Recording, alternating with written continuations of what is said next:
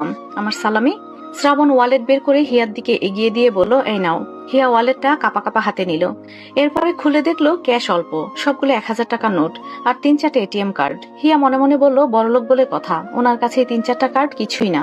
শ্রাবণ হেসে বলল, যা লাগবে নাও, কার্ডও নিতে পারো। হিয়া ঢোক গিলল। কার্ড নেওয়া তো দূরে থাক, একটা 1000 টাকার নোট নেওয়ার মতো কলিজাও ওর হয়ে ওঠেনি। টাকাগুলোর মাঝে খুঁজতে লাগলো এর মধ্যে ভাঙতি কোনো টাকা আছে কিনা। একটা 500 টাকার নোট পেল, তখনই যেন হিয়ার মুখে বিশ্ব জয় করা হাসি ফুটে উঠল। সাথে সাথে 500 টাকার নোটটা নিয়ে ওয়ালেটটা দিয়ে দিল আর বলল, সালামি নিয়ে নিয়েছি। শ্রাবণ তাজ্জব বনে চলে গেল। এ মেয়ে বলে কি, পুরো ওয়ালেট ছেড়ে দিয়েছিল আর শেষে কিনা 500 টাকা নিল। শ্রাবণ রেগে গিয়ে দাঁত কিরমির করে বলে উঠল, পুরো ওয়ালেটটা খুঁজে 500 টাকা তোমার চোখে পড়লো? আজকে অন্য কোনো দিন হলে একসাথে 500টাই থাপ্পড় দিতাম। হিয়া চোখ ছোট ছোট করে বলল, আমাকে মারতে পারবেন না, কালকে আমার বিয়ে। যদি মারেন তাহলে আমি আমার শ্বশুর শাশুড়িকে বলে দেব। এবার বলুন আমাকে কেমন লাগছে। হিয়ার এমন কথায় শ্রাবণের রাগ নিমিষেই উবে গেল। এরপরে বলল, অস্থির লাগছে। হিয়ার চট করে মাথায় কি যেন এলো। ভাবুক গলায় বলে উঠল, আচ্ছা আপনি আমার সাথে দেখা করার আগে কি কোনো মেয়ের সামনে গিয়েছিলেন? না, কেন? আর এগুলো কি সব কথা? না মানে এত সুন্দর করে সেজেছেন তাই বললাম আর কি। শ্রাবণ ভুরুকুসকে বলে উঠল, সেজেছি আমি? আর কোনো মেয়ের সাথে দেখা করে এসেছি কিনা সেটা বললে কেন? সেটা বলার কারণ হলো আপনাকে দেখে আমি টাসকি খেয়ে গিয়েছি। আর যদি অন্য কোনো মেয়ে দেখে থাকে সেও তো। হিয়ার কথাটা সম্পূর্ণ হলো না। শ্রাবণ থামিয়ে দিয়ে বলল, আর ইউ জেলাস? হিয়া মুস্কি হেসে মাথা নাড়ল। শ্রাবণ ঘাড় কাত করে রসিকতা করে বলল, তলে তলে এই চলে, আমাকে নিয়ে এই চিন্তা আসে? শুধু বিয়েটা হোক, সব চিন্তা সুদে আসলে দূর করে দেব। পরদিন বিকেল, সবাই বলতে তৌকির চৌধুরী, সাবিহা চৌধুরী, শ্রাবণ, কাব্য, কামাল, সিয়াম ওরা রওনা হলো হিয়াদের বাড়ির উদ্দেশ্যে। হিয়াদের বাড়ির সবাইও প্রায় সব প্রস্তুতি নিয়ে নিয়েছে। হিয়ার চাচা চাচি, খালা খালু আর কাজিনরাও এসেছে। বিয়ের কাজ শেষ হতে হতে রাত হয়ে যায়। আবার হিয়াকে বিদায় দিতেও সবার নাজেহাল অবস্থা। এত তাড়াতাড়ি যে হিয়ার বিয়ে হয়ে যাবে সেটা কেউ ভাবতেও পারেনি। তার মধ্যে আবার সবার চোখের মনি, কষ্টও লাগছে। রাত 9টার দিকে শ্রাবণরা হিয়াকে নিয়ে রওনা দেয় নিজেদের বাড়ির উদ্দেশ্যে। শ্রাবণ, হিয়া, কামাল, সিয়াম ওরা একটা গাড়িতে চলে এলো, আর একটা গাড়িতে বাকি সবাই। শ্রাবণ কামালকে বলল বাড়ির দিকে না যেতে, অন্য একটা জায়গায় যেতে। হিয়া শ্রাবণের কাঁধে মাথা রেখে আছে। বাড়ির জন্য মনটাও খারাপ, তবে শ্রাবণ বলেছে যখন ইচ্ছা তখনই বাপের বাড়ি যেতে পারবে। কামাল একটা নির্জন জায়গায় গাড়ি থামালো, সাথে আরেকটা গাড়িও এসে হাজির হলো। সেটার থেকে শ্রাবণের অ্যাসিস্ট্যান্ট রনি আরো 2জন কালো পোশাক পরিহিত লোকও বের হলো। শ্রাবণ হিয়াকে গাড়িতে রেখে নেমে গেল।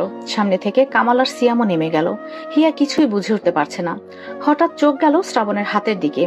একটা ধারালো অস্ত্র হাতে নিয়ে খুঁটিয়ে খুঁটিয়ে দেখছে, যা দেখে হিয়ার গলা শুকিয়ে এলো। হিয়া শ্রাবণের হাতে ধারালো ছুরি দেখে একবার ভাবলো কোনোভাবে কি ওকে মারবে না তো। হিয়ার এমন ভাবনার মাঝেই শ্রাবণ গাড়ির সামনে হেলান দিয়ে দাঁড়ালো। দুই পাশে কামাল আর রনি দাঁড়িয়ে আছে। হিয়া তখনও নির্বাক দর্শকের মতো তাকিয়ে আছে। ভাবলো হয়তো শ্রাবণের কোনো কাজ, হয়তো এটা। কিছুক্ষণের মধ্যেই পরিবেশটা আরো ভারী হয়ে উঠল। শ্রাবণ এখন মিরাজের অপেক্ষায়। ওদিকে মিরাজ এয়ারপোর্ট থেকে বাড়ি ফিরছে একা, সাথে শুধু ড্রাইভার। মিরাজও জানে আজ শ্রাবণ কিছু না কিছু করবেই, তাই বাকিরা অন্য রাস্তা দিয়ে গিয়েছে। আর মিরাজ এই নির্জন রাস্তা দিয়ে যাচ্ছে যাতে কেউ টের না পায়। কিন্তু এই শ্রাবণের থেকে মুক্তি পাওয়া কি এতই সহজ? তবে মিরাজ যে প্রোটেকশন ছাড়া যাবে সেটাও নয়, পুলিশকে ইনফর্ম করে রেখেছে।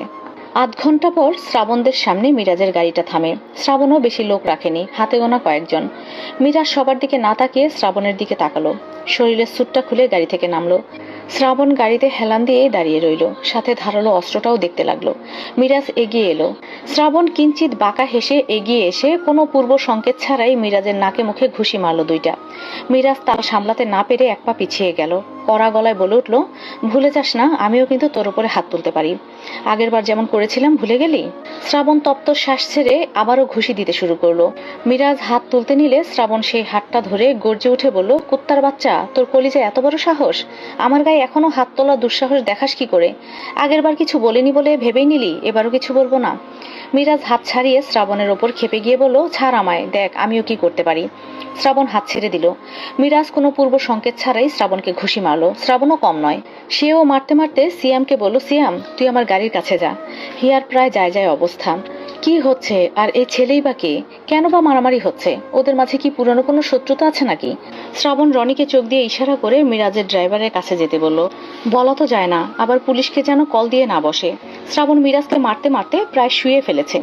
সবাই চারপাশে দাঁড়িয়ে আছে, কেউ শ্রাবণের ওপরে কথা বলছে না। মিরাজ কোনো রকম উঠে দাঁড়িয়ে জোর গলায় বলে উঠল, আমি তখন কোনো ভুল করিনি, আমার ভালোবাসা আমি ছিনিয়ে নিয়েছি। শ্রাবণ দাঁত চেপে বলল, নিয়ে কি করতে পেরেছিস? ওকে তো নিজের কাছেও রাখতে পারলি না। তবে আমায় যে ক্ষত দিয়েছিস, কষ্ট দিয়েছিস, সেটা তো তোকে পেতেই হবে। মিরাজ এক পা করে পিছিয়ে যেতে যেতে নিজের গাড়ির কাছে এসে চট করে রিভলভার বের করে শ্রাবণের দিকে তাক করলো। হিয়া এই দেখে গাড়ি থেকে নেমে যেতে নিল। ঠিক তখন সিয়াম এসে মাথা নাড়িয়ে ভেতরেই থাকতে বলল। হিয়া শ্রাবণের দিকে তাকিয়ে কাঁদতে লাগলো, আল্লাহকে ডাকতে লাগলো যেন শ্রাবণের কোনো কিছু না হয়। এর মাঝে আকাশে গুরুম গুরুম মেঘ ডাকতে শুরু করলো, হালকা হালকা ঝিরঝির বৃষ্টিও পড়তে শুরু করলো। শ্রাবণ তাচ্ছিল্য ভরা বিস্তর এক হাসি দিয়ে মিরাজকে বলল, বড় ভুল করলি। পাশ থেকে রনি মিরাজের হাত থেকে অভিনব কৌশলে রিভলভারটা নিয়ে নিল। শ্রাবণ মিরাজের কলার চেপে ধরে বলল, তোর কলিজায় সাহস আছে বলা যায়। সেদিনেই শ্রাবণ তোকে কেন কিছু বলেনি জানিস? সেদিন শ্রাবণ ভালোবেসে সবকিছু নির্দ্বিধায় ছেড়ে দিয়েছিল বলে কিছু বলেনি। তো আজকে কিসের জন্য স্যাক্রিফাইস করব বল?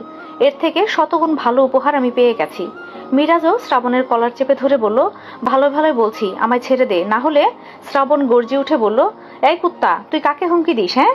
বলেই মিরাজকে বেধরে মারতে শুরু করলো। মারতে মারতে বলল, তোকে আজ আমি কুপিয়ে কুপিয়ে মেরে তারপর তোকে বক্সে ভরে তোর বাবার কাছে দিয়ে আসবো।